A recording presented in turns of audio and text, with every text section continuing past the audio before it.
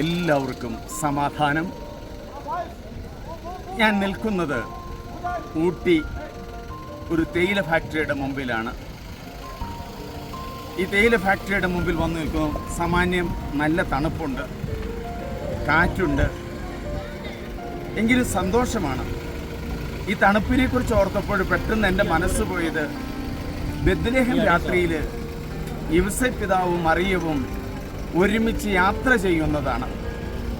ബെത്ലഹേമിലെത്തി. യേശുവിന് പിറക്കാൻ ഒരു സ്ഥലമില്ല. അന്വേഷിച്ചു മുട്ടാത്ത വാതിലുകളില്ല.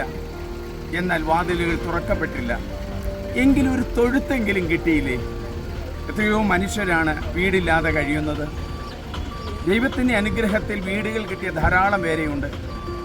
പിന്നീട് തണുപ്പുള്ള രാത്രിയിൽ നമ്മൾ കാണുന്നത് ആട്ടിടയന്മാരെ സന്ദർശിക്കുന്നതാണ്. ആട്ടിടയന്മാർ ആ പുൽക്കൂട്ടിലേക്ക് ചെല്ലുമ്പോഴും തണുപ്പാണ്. ജ്യോതിശാസ്ത്രജ്ഞന്മാർ വരുന്നു തണുപ്പുള്ള രാത്രിയിൽ. എല്ലാ തരത്തിലുള്ള ആളുകളുമാണ് തണുപ്പുള്ള രാത്രിയിൽ യേശുവിൻ്റെ അരികിലേക്ക് ചെല്ലുന്നത്. തണുപ്പുള്ള രാത്രിയിൽ തണുപ്പുള്ള സ്ഥലങ്ങളിൽ കഴിയുന്ന എല്ലാവരെയും പ്രതിനിധീകരിക്കുന്നവരാണ്. ദൈവത്തിൻ്റെ സാന്നിധ്യം. ആട്ടിടയന്മാർ പാവപ്പെട്ടവരാണ്. മൂന്നാമത് പൂജരാജാക്കന്മാർ മുതലാളികളാണ്. എന്നാൽ ശത്രുത പുലർത്തുന്ന ഒരു മനുഷ്യനുണ്ട്, അത് ഹെറോദോസാണ്. നമുക്ക് സത്യത്തിൻ്റെ പാതയിൽ പോകാം, സമാധാനത്തിൻ്റെ ഐക്യത്തിൽ ജീവിക്കാൻ. ദൈവം നിങ്ങളെ അനുഗ്രഹിക്കട്ടെ. ഈ മനോഹരമായ ഊട്ടിയിൽ എത്ര വന്നാലും മതിയാകില്ല എന്നുള്ളതാണ്. അതുപോലെയുള്ള നല്ല അനുഭവങ്ങളാണ് എനിക്ക് ലഭിച്ചത്.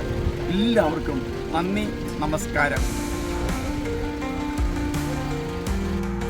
എല്ലാവർക്കും ആശംസകൾ. എൻ്റെ പേര് സണ്ണി. എല്ലാവരും സബ്സ്ക്രൈബ് ചെയ്യണം, ഷെയർ ചെയ്യണം. അത്യുന്നതങ്ങളിൽ ദൈവത്തിന് സ്തുതി, ഭൂമിയിൽ സന്മനസ്സുള്ളവർക്ക് സമാധാനം.